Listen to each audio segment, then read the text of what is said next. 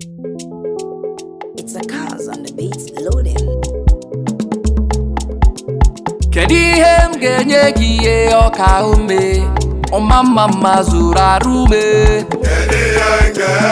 We are here to celebrate the Igbos, the people that are so dearly to God's heart. I'm talking about the Igbos. Somebody can bear me witness. Listen to me. I want to give you one secret this afternoon. And what is that secret? If you are here, you don't know how to speak Igbo language, please start learning it. Because we have only two languages to speak when we get to heaven. One is Hallelujah, and the second one is Igbo.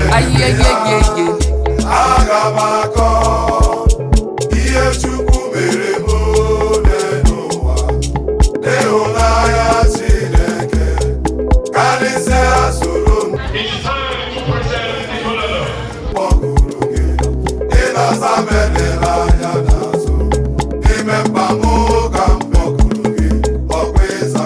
Oh Chineke,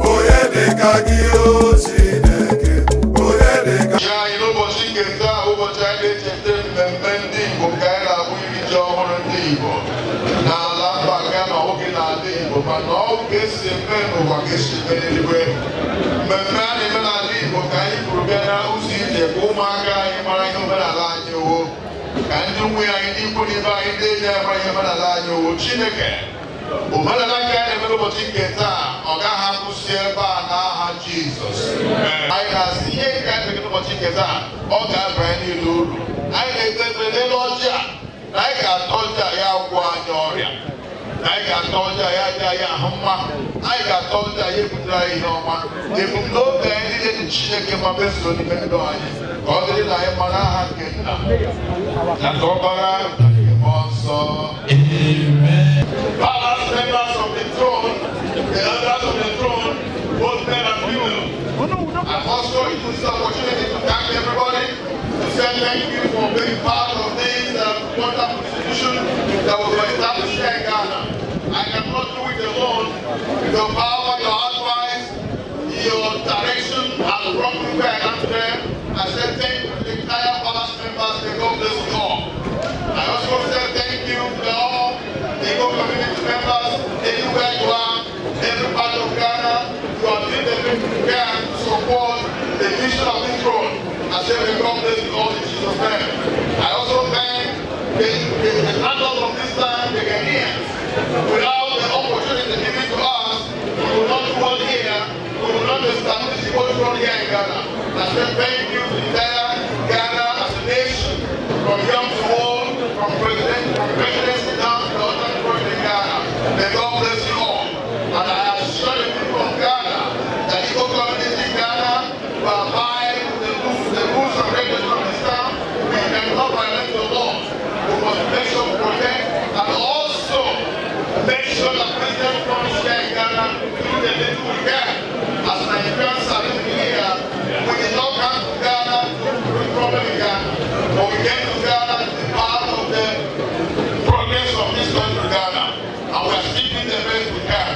We are assuring you Ghanaians that we will use this opportunity of the throne of the in Ghana to make sure that our people that live in Ghana and those coming in tomorrow, next tomorrow, or to the next year, to eternity, will respect the traditional laws and the mental laws of Ghana. Ghana, Nigeria has been ages. Ghana really established a very cordial sister city relationship with the Federal Republic of Nigeria. It's actually not strange for us to see the Igbo community represented in Ghana. My heart is full of God to be present today and to see that the culture of Igbos is being forwarded over to this place, Ghana.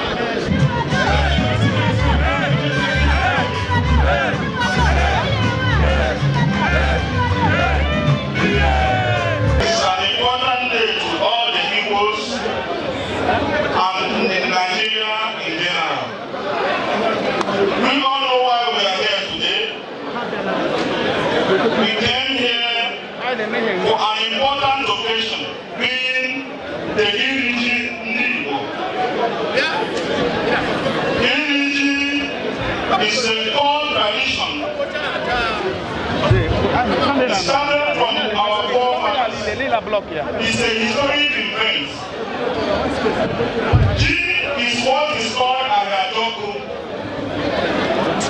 Ayajoku is a very special event in Igbo land.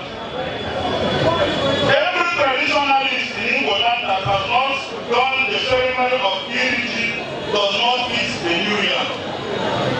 Even when you are in diaspora and you are a traditionalist from Igbo land, until you perform the rituals of Iriji, you will never eat a yam.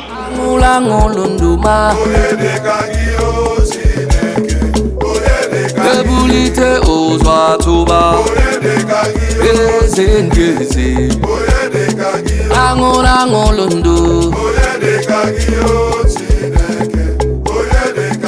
amama amasị amasị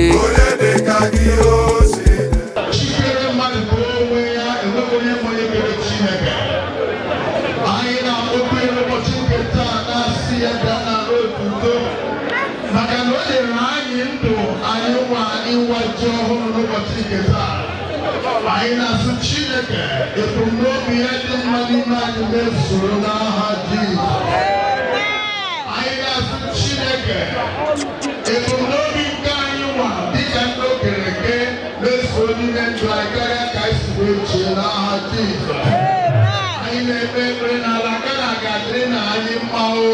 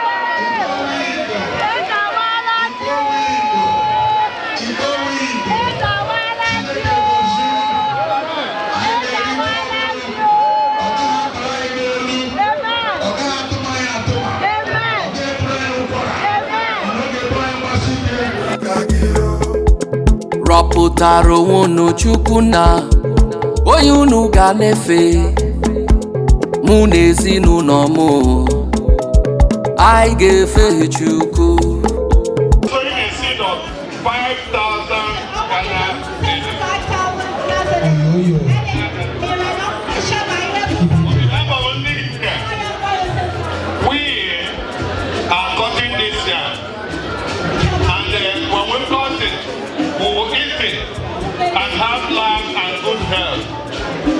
This yam will nourish us and give us good health, and give us wealth, and give us happiness and joy. In the name of the Father, and to the Son, and to the Holy Spirit. Amen.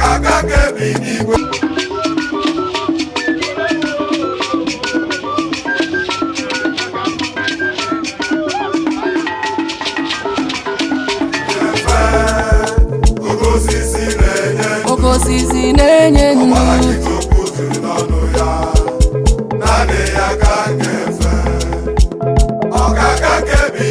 ọkaka me mmalite n'ọgwụ ugwu